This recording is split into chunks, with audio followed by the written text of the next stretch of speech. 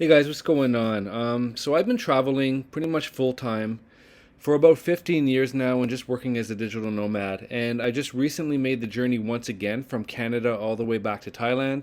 So I figured I'd put this video together because over the years I've kind of like figured out what seems to work best for me. And I want to just share some of those tips with you guys, okay? So this video, the order of this video, it's going to be broken down into different sections, okay? So first I'm going to talk about just tips for booking your flight and your hotel. Then I'm going to talk about some tips for packing, tips for at check-in and boarding, tips for when you arrive in your destination, some security tips as well. And then at the very end, I'm going to discuss some of the stupid mistakes that I've made over the years. Okay, so first, hotel and flight booking. Okay, so when I first started coming from Canada to Thailand, I would book my journey in one shot, right? So I would fly from Canada to the US, maybe Chicago. I had a lot of transfers out of O'Hare Airport in Chicago. A lot of times I used to fly out of LA, but I would go from Canada to the US, and then from the US to Japan, and then from Japan down to Thailand. And the whole thing would be done in one shot, with just like a few hours layover in each destination. And the entire journey would take me usually under 30 hours, usually around 25 hours or so. Now I don't do this anymore, and I don't take that North America to Asia route directly. Now what I'll do is I'll book my flights individually for a few different reasons. Most importantly, because booking the flights individually, it actually enables me at times to save money, but also it enables me to see new destinations pretty much for free. And also on long flights, I can't sleep. So the worst part of the flight I would find is just the sleep deprivation, right? I'm not flying first class. So breaking up my flight enables me to stay a few days in a different location, get a good night's sleep, eat some healthy meals. And then after that, by the time I arrive in Thailand, I'm not just jet lagged, I'm not knocked out for a few days. I can arrive well rested, and within a day, I can feel pretty much normal. Now, the way I'm currently doing it is I'm booking my flights individually. I'm spending at least a few days in each location on the way. And the route I'm now taking is taking me from Canada to Europe to the Middle East, and then from there to Thailand. So, for example, I arrived in Thailand about 2 weeks ago, and then to get here, I first went from Montreal directly to Greece. I had a few days in Greece, ate some great food, walked around, got a good night's sleep. Then from Greece, I flew to Dubai. Dubai is an incredible layover destination. The hotels are a lot cheaper than you think. They have a SkyTrain that connects the airport to the city, so you don't even have to deal with taxis or anything. On that train, they have a gold class, so you can pay double the amount, which is only like $6 US. Then you can sit in this more luxurious area on a train, and that will take you right to your hotel. And also Dubai and just the Middle East in general, they have amazing food, right? So yeah, I had I think it was 2 nights I had in Dubai.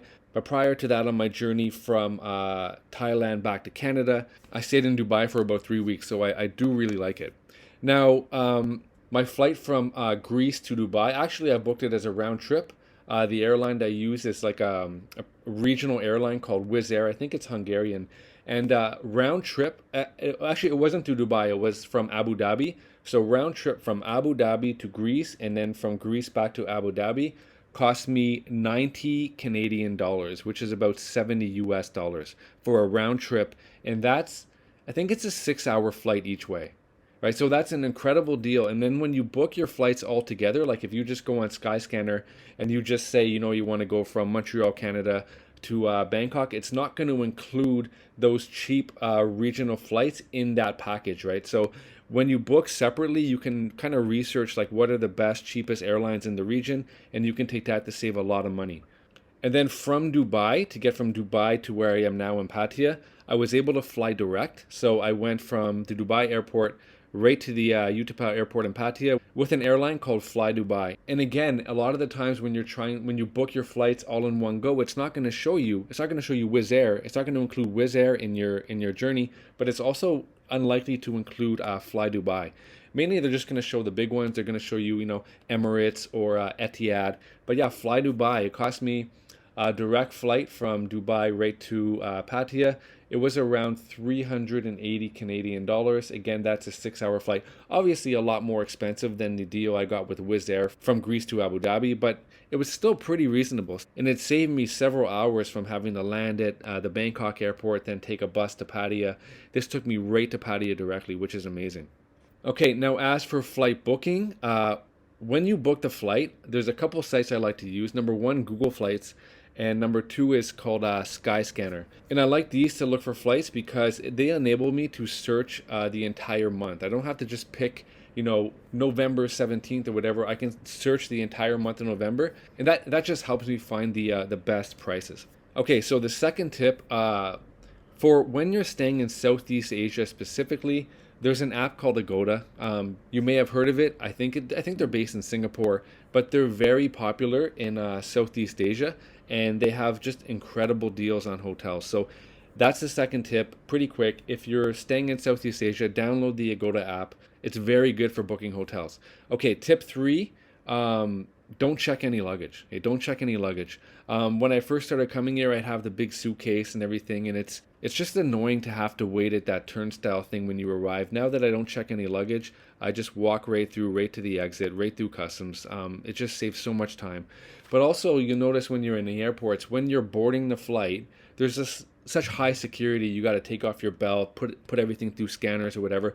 But when you come out the other side and the bags are on the turnstile thing, it's just pretty much take any bag you want. Like there's no security checking your ticket with your bag or whatever as you leave the airport. So anyone can just take your stuff. And I've heard so many stories of people losing their luggage or whatever. So yeah, when you just only roll with a carry-on bag and a personal item, you don't have to worry about that at all. Now, you may be thinking that you can't possibly fit everything you need into a backpack or a carry-on bag with a personal item, but you actually can. And if you can't, you probably need to just take a more minimalist mindset, because I have everything I need with me right now and I leave for extended periods. So the trick is just maximizing the space that they allow you to take into the cabin, okay? So you're typically allowed a bag that you put in the overhead compartment. So for me, that's a backpack. The one I use that fits the dimensions for most airlines exactly. It's called the Osprey Farpoint 40. So that's like 40 something liter backpack. And then in addition to that, I have a personal item. And the bag that I use as a personal item, it's by a company called 511. It's a laptop bag, but it's quite stretchy, so I can fit like a lot of extra clothes in there, and that fits perfectly under the seat. So these are the two bags that I'm using. I'll put them on screen. I'll also put a link to both of them in the description if you wanted to go with those ones. So far, they've been really good. Now, in addition to that, the overhead cabin bag and the personal item that you put under the seat, you can also wear kind of like a body pack. You can have a fanny pack or something like that to put maybe your liquids or your bathroom stuff, so it doesn't take up any of the space that you have in your overhead bag and your under the seat bag, right? Now, there is one downside to having a personal item, an under seat bag that looks like a laptop bag, is that if I'm in a new place and I'm not really familiar with my surroundings, it's easy to maybe end up in a bad neighborhood or take a turn as you're looking for your hotel. Maybe it's a questionable alleyway or something like that. So for those scenarios, I actually pack a garbage bag. It takes up no space. And then, for those kind of scenarios, if I'm unsure of my surroundings and I don't want to walk around advertising to everybody around me that I have a laptop, I can put the laptop bag into the garbage bag and just walk with the garbage bag through the shady area, and no one's really going to think that I have a laptop in there. It just looks like I'm carrying a bag of garbage, right? So that's just one little thing that I do for security. Okay, and also related to security, that brings me to tip number 4. I always travel with a hidden bag, right? So the one I have, it looks kind of like this, and it's kind of like a waist pack, but I can put it under the front of my jeans or my shorts or whatever, right? So it straps around my waist, and it's small enough that it goes pretty much undetectable when I put it underneath the front of my pants, and in that I'll have like my credit cards, I'll have my passport, some cash. So if the worst happens and you get robbed, you can empty your pockets and they're not really going to suspect that you have something in the front of your pants, right? So yeah, I always roll with that. And another thing I like about it is it's not something that I can accidentally leave somewhere, right? Like it's always on me and I can always pretty much feel that it's there. Now also, I mentioned that in that pack I'll put like a lot of my important items, like I'll put my credit cards, I'll put the my passport, so on and so forth, some cash.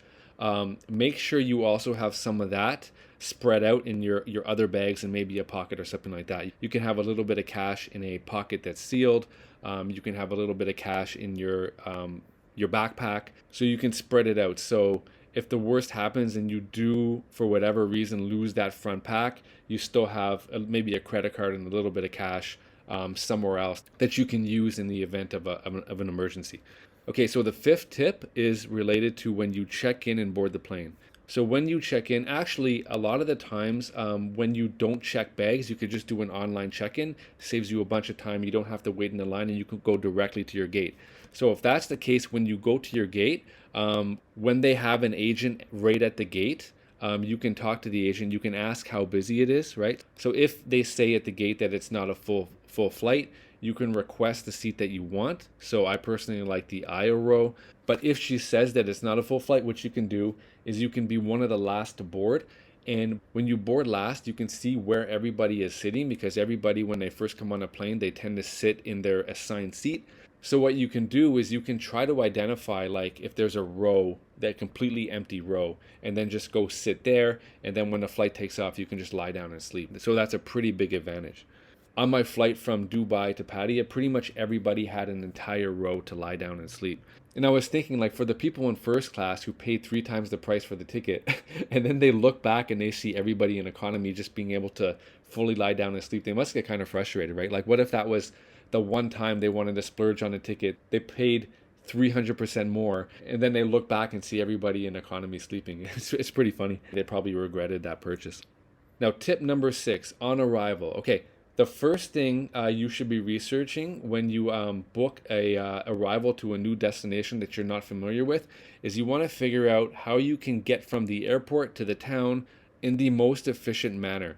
Now, destinations, like for example in Bangkok, they have the airport rail link that connects from the airport right to the city. Or in Dubai, for example, they have a SkyTrain again that connects from the airport to the city. Destinations like that are preferable. Greece was the same way. I don't like having to land at the airport and then you have all these like taxi vultures like surround you as you come out of the gate trying to give you an overpriced rate on a drive into the city. It's frustrating because at that point, especially if you're traveling alone, you're quite vulnerable, right? You have all your belongings with you. You don't know who this taxi driver is. You're not familiar with your surroundings. You don't know exactly where your hotel is. And it just makes it very easy for the taxi driver to take advantage of you. So because of that, I don't recommend that you put your luggage into their trunk, right? Doing that just gives them so much leverage over you. And there's an instance where not putting my luggage in the trunk served me quite well and saved me from a big headache, right? So it was in Turkey. I was trying to leave from Istanbul, and I got a hotel that I thought was somewhat near the airport. Apparently, it wasn't as close as I thought, but the taxi driver tried to rip me off, right? So he had this sign in the window, and it said that the driver is going to be responsible to pay the tolls, right? I was like, okay, that's kind of weird because I've taken taxis in Istanbul before, and that wasn't the case. But he went through a few tolls, but when he did, I can see how much he was paying, right? But when we arrived at the destination, he quoted me this price that was double what I was expecting and double what the average rate was. So I was just like, well, I'm not paying you that. You're trying to rip me off. I know how far we've come, and I knew the rate he was giving me was like twice what it should be. And if I had had my luggage in his trunk, he would have again so much leverage over me. So I had my backpack and my personal item just in the back seat with me, and because of that, he couldn't really stop me from getting out. I just told him I'm not going to pay him what he's asking for. I'm going to pay what the rate should be. He didn't have any leverage over me. He couldn't lock my bags in a trunk. He would just have to either try to physically detain me, which he couldn't do because I'm much bigger than him. And yeah, I just said, this is what I'm going to give you. Take it or leave it, or call the cops if you want. And you're ripping me off. So he didn't want to get the police involved because he knew he was scamming. And yeah, he just took what I gave him. And then when I went to check in at the hotel, I asked him how much the rate should typically be, and it was aligned with what I paid him anyway. So he definitely was trying to rip me off. But yeah, because I didn't put my luggage in his trunk, I was able to just walk out of the taxi. Okay, so for tip 7, again, this kind of relates to dealing with potentially shady people and just not making yourself a target. Okay, so when you're traveling, you're meeting people for the first time. Now, when you meet people for the first time, it can be hard to get a true understanding of their character. So you need to be careful what you tell them, right? So I would never recommend giving people the impression that, number one, you have a lot of money, but also you have a lot of money that could be potentially extorted. Okay, so There are several stories that made mainstream news headlines lately. For example, in Pattaya recently, there was a guy, they found like his remains, like someone chopped him up and they put him in a fridge and all kinds of stuff. And what they did is they were trying to extort him, right? It had to do with like some biker gang or something like that. Obviously, the guy, the victim, was rolling with some shady people, but he clearly gave them the impression that he had a lot of money. And yeah, they just basically, I don't know how they did it. I don't know the details. Maybe they kidnapped him and they tortured him until he basically just gave them whatever money he had. Now, the criminals are pretty stupid in this particular case because he had the money wired to his personal account and it was all tracked and he got caught. There's another example of something similar. The guy was a UFC fighter, and he and his brother or his friend in Phuket, they kidnapped somebody and they were torturing him and extorting him. They found the guy somehow tied up in a closet with like a tape over his mouth and his hands were tied. And yeah, they were just extorting him for everything that he had. I think they took like a really expensive watch. They took all kinds of stuff from this guy. But yeah, there's multiple examples specifically in Thailand where this kind of thing has happened. So when you meet people, like I'm not rich, whatever, but when you meet people, you want to make sure not to give the impression that you have a lot of wealth, and especially you don't want to give people the impression that you have a lot of wealth that could be, again, like could be extorted. Like don't show people that you have like a $50,000 watch. Don't tell people that you make your money from cryptocurrency and you have a lot of Bitcoin and stuff like that, because someone can extort you for Bitcoin, and that's not as easily tracked by authorities, right? Because anyone can make a wallet. They could just make a random wallet and then they can get you to send them their Bitcoin. And yeah, again, it's hard to track. It's not like a personal bank account that's tied to your identity, right? So you definitely do not want to be walking around telling people you're like Bitcoin rich or you bought Bitcoin in 2011 or whatever. If that is you, you're better off just maybe just tell people that you own real estate in your own country, you have a condo that you rent out, and that gives you a passive monthly income, right? Because they're not going to be able to extort you for the condo that you own in your home country, right? Because that's in your name. And then what are they going to do? Take that and put it in their name and whatever. It doesn't give the impression that you have a lot of liquid assets that can be stolen, right? So you just say, yeah, I have a condo that I rent out in Canada or the US or wherever you're from, and you just live off the monthly income from that, right? So you could just be like, yeah, I get about $1,500 a month from that. And yeah, there's nothing to really steal from you, so you don't really make yourself a target. Okay, so those are the 7 tips. Now, just to recap, I number one, for long haul flights, book your flights individually. Doing so will enable you to see new places at a fraction of the cost. You'll be able to get a good night's sleep. You'll be able to arrive at your destination, whether it's Thailand or anywhere else, well rested. And you'll be able to take advantage of better prices on more regional airline carriers, okay? Now, it doesn't always work out to being cheaper. A lot of the time it doesn't, but it's just way more pleasant, and you'll be able to visit new countries pretty much for free, right? All you'll have to do is maybe pay a little bit more for the flights, but maybe not, and then you just pay the hotel. Okay, the number 2 tip, use Agoda for hotel bookings in Southeast Asia. Number 3 is don't check luggage, but instead try to just maximize your allotted space that you can have in the overhead bag and the under seat personal item. And then in addition to that, you can have like a fanny pack of some sort. Altogether, you can get around 70 or 80 liters of storage in, which should be more than enough. Tip 4, I mentioned that I travel with like a hidden waistband pack, right? Just in case somebody tries to rob you, they're not going to suspect that you have that. They're not going to know about that hidden storage compartment. So tip number 5 relates to when you're checking in and boarding the plane. When you're checking in, you can ask if the flight is full. If it's not, you can ask if you can have an entire row. If she says she can't give you that, then maybe what you can do is you can just board the plane a little bit late, like not late, but just be one of the last to board. And then from there, you can kind of get a bird's eye view and you can see if there's any rows that are available. And then you can just, skip your assigned seat and go sit in the empty row. That way, when the plane takes off, you can sleep, right? Tip number 6, when you're taking taxis, don't put your luggage in the trunk. Instead, just have it with you in the back seat, right? Just in case if the guy tries to scam you or just in any way puts you in a compromising position, you can just get out of the back seat, right? And he doesn't have that leverage over you. Number seven, this is really important when you're meeting new people. You don't know who they are. So don't give them the impression that you have a lot of money. And especially don't give them the impression that you have a lot of like liquid assets that cannot be traced to them if they try to extort you, right? So again, that's watches, cryptocurrency, so on and so forth. Now, that pretty much wraps it up. Now, as far as the stupid things I've done that I don't do anymore, when I first started coming to Thailand, I thought I needed all these like injections for diseases, and I brought malaria pills and all kinds of nonsense. You don't need any of that stuff. Number two is I overpacked, and it was just extremely inconvenient to have to check bags, wait for them, wait in those long lines at the check-in counter. Traveling just carry-on only is so much better, guys. If you're not doing that, I highly recommend it. Number three, for some weird reason, when I was doing my carry-on only, I felt the need to bring like a big metal water bottle. Took up space. I ended up just leaving it in Turkey, even though it was expensive. There's no point to do that. It's just a hassle, right? I'm number four. Now, there are times where I missed a flight, and actually, that's a kind of unique story. Maybe I'll make a separate video for that.